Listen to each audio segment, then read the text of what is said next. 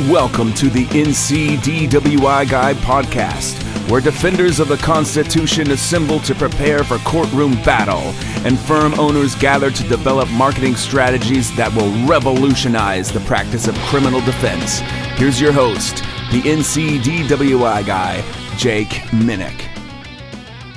Hello, fellow freedom fighters, and welcome to episode 243 of the NCDWI Guy podcast. On today's episode, I am sharing a reflection, a look back at 2024.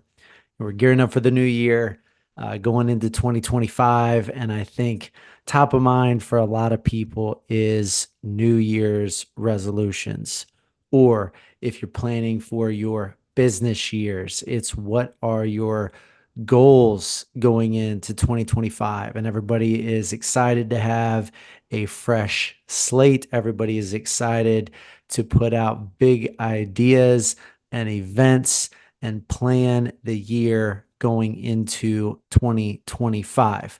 What do I want to accomplish? What do I want to achieve going into 2025?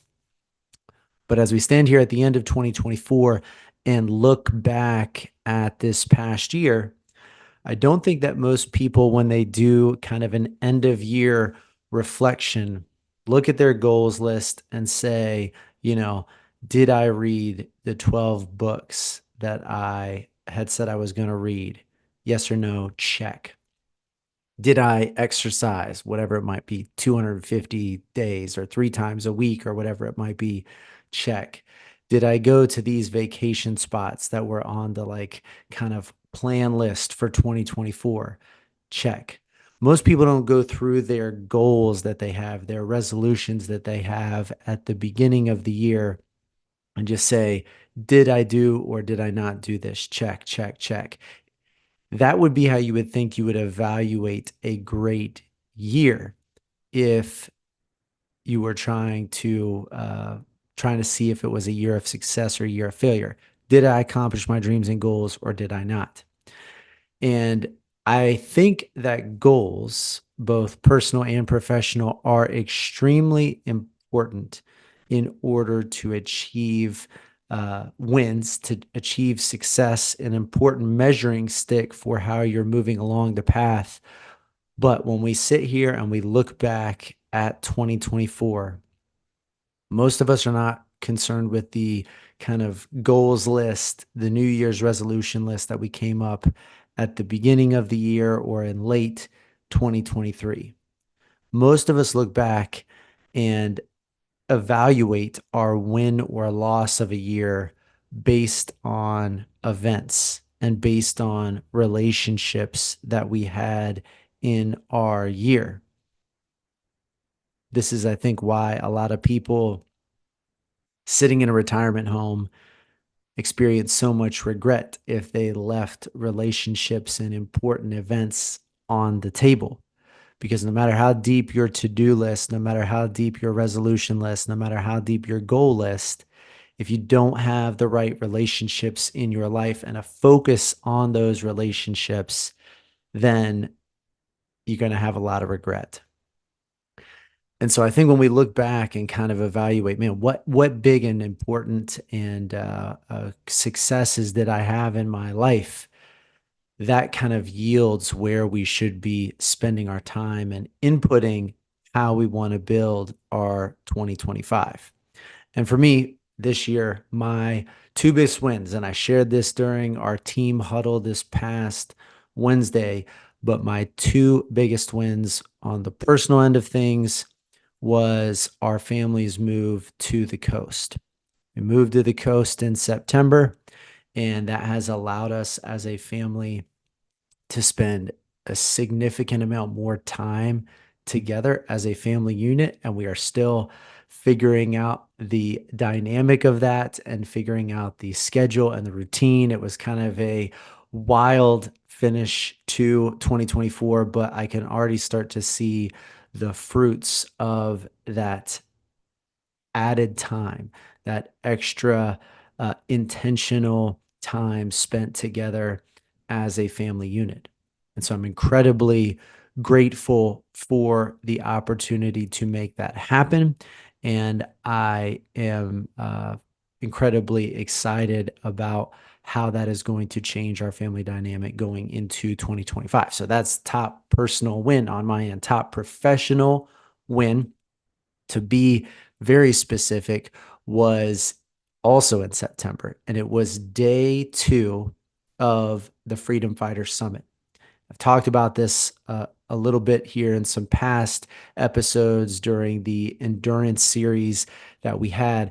But day 2, basically, Hurricane Helene came through Asheville on that Friday in September, Friday, September 27th. And so it was that morning that we were getting ready to kick off the summit. People are starting to get into the room, and lights are on, music is pumping, and then, as it's just a chaotic, unbelievably powerful hurricane storm outside, power goes out, music is off, emergency lighting comes on. No speaker system, no projection screens, no music. And yet, the group of people that were there on day 2 of the Freedom Fighter Summit it was unbelievable. It was an unbelievable experience to be a part of. I learned so much from the presenters that came and shared on that Friday. But more importantly, it was living through the experience and learning in that space with those freedom fighters that were in the room on day 2.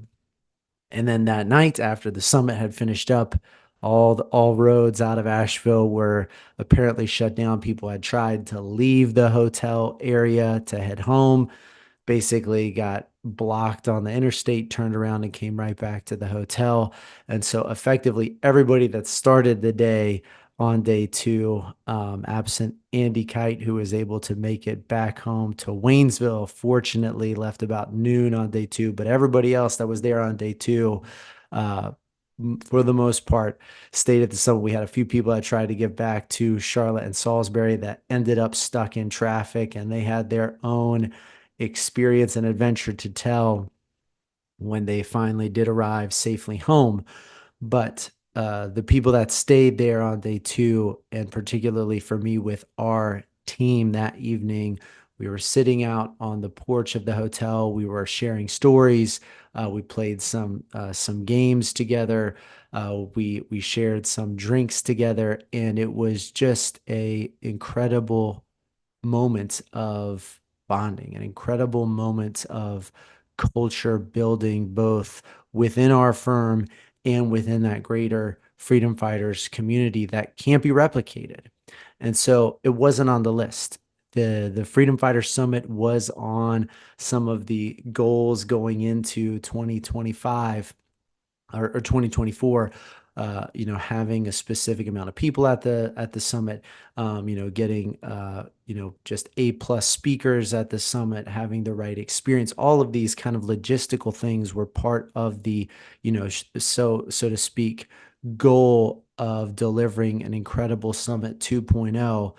But the way that it played out, when I look back, it's not just like some checkbox of, yeah, oh yeah, we did that. Looking back at it, it's like, man, there was this unbelievable moment in time, this unbelievable moment in the firm, this unbelievable moment within kind of the freedom fighters culture that occurred on that day 2, that was made a possibility because of the goals that we had for the summit going into 2024, but could not have been planned. And the real value of it at the end of the day was the relationship building that happened there on day 2, something that couldn't be replicated. And I think, this past week, my family and I are back in the Asheville area for a few weeks, and I got to see some familiar faces, colleagues, fellow freedom fighters. I got to go out to lunch this last week with Scott Dillon and Gordon Langer, a couple of local attorneys here. Just really enjoyed that time together, breaking bread together. Having the ability to share some war stories and updates on life. Also, last week, I got to go do a goals planning session with Brian King and Ryan Stowe and Blair Cody in Hickory, and had an amazing kind of 4 hour block of individual personal goals sharing and thought reflection heading into 2025. Got to go have a amazing lunch with them in Hickory. And it's just so powerful to learn with one another. I'd say particularly in person. There's just something about being in the presence in terms of that relationship building that happens when you're with other people. Just unbelievable to have that kind of shared spatial experience in forming relationship. It's so, so powerful. And then today I'm sitting here at the office just a couple days before Christmas, time away on the computer, and Thomas Ambergy comes up the steps. I see him as he's walking towards the office. He's holding an amazing bottle of whiskey. I got it right here. Kentucky Straight Bourbon Whiskey, Blade and Bow. He's brought a amazing bottle of bourbon or whiskey the last couple of years around Christmas time. And Thomas is just such a amazing human being. He's a incredible leader here of the local Buncombe County Bar. And again, just seeing him, it was just a amazing reminder of how fortunate I feel to be a part of such an amazing local bar, and then also a part of this freedom fighters community. So I think in terms of looking back at the year, it's gratitude over goals at the end of the year. What are you grateful for? What were the wins? And it's not just a checklist. It's what were the meaningful experiences and relationships, the memories that you can take away from the year. This is not to minimize the importance of goals. As you guys know, I'm all about the goal setting and having a good target to aim for heading into the new year, but you have to be focused on the right things as you're building 2025. And I feel like that framework comes from having an appropriate appreciation of what was truly important coming out of 2024. So again, after having spent time this past week with, briefly now today, Thomas Ambergy, Gordon Langer, Scott Dillon, Ryan Stowe, Brian King, Blair Cody, all of these amazing lawyers, amazing entrepreneurs. It's one of those things that reminds me of how special to me our criminal defense bar, our brotherhood and our sisterhood here of attorneys, criminal defense lawyers, this amazing group of people is. And so I just want to say thank you. I am very extremely humbled and grateful to have anybody that is listening to this podcast on a regular basis be part of the change of criminal defense, be part of the idea exchange of criminal defense, be part of the warrior mentality of criminal defense that is happening within this community. What started off as a podcast in 2020, weeks after COVID, where nothing else was going on. I don't think anybody was probably listening at that point, to be honest. What started off as basically just a place for me to share thoughts and ideas with effectively no one has become an incredible opportunity for us to exchange ideas. Because I think there have been so many people that have reached out based on some of the podcast episodes, guests that I have had come on with additional insights, ideas. We've had great exchanges now within our Freedom Fighters mastermind group. We've had amazing culture building opportunities at the past Freedom Fighters summits, and the practice of criminal defense in North Carolina is being revolutionized. The business practice of criminal defense, the courtroom trial warrior mindset practice of criminal defense is changing. It is changing. And I'm not going to take sole responsibility for that by any means. I'm not even going to take a large share of responsibility on that.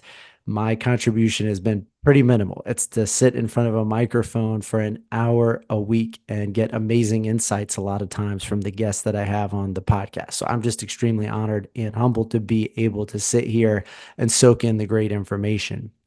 There have been so many warriors of criminal defense that have come before me, that have paved the way across the state to give the state hell in the courtroom, to go to battle for their clients, that have shown us how to build a better business and how to build a better client experience for our clients, how to build a better culture within our teams.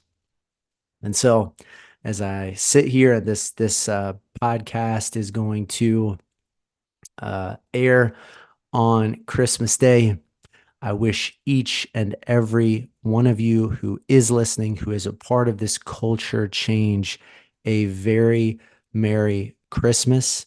I want to say thank you for being a part of the Freedom Fighters revolution, for the way that you go to battle for your clients, for the way that you go to battle for your colleagues and share information with your colleagues, for the way that you go to battle for your teammates within your firm and battle for the culture of your firm, and for the way that you battle for the members of your community. Thank you. It is my sincere honor, my sincere privilege to be able to speak to you through this format. And for all of those that have reached out and shared information, shared who they want to hear on the podcast, people that I've been able to bounce ideas off of, both business and criminal practice pointer ideas. Thank you. Thank you for sharing. Thank you for listening. I am deeply grateful for the community that has been able to come about through this podcast. It's been a tremendous blessing to me, and I look forward to putting the goals together for 2025 so that come December 31st of 2025, I can look back at the experiences and relationships that were built that made 2025 a success. So from goals to gratitude, I am very grateful for each and every person listening to this, and hope that you have an amazing start to your new year.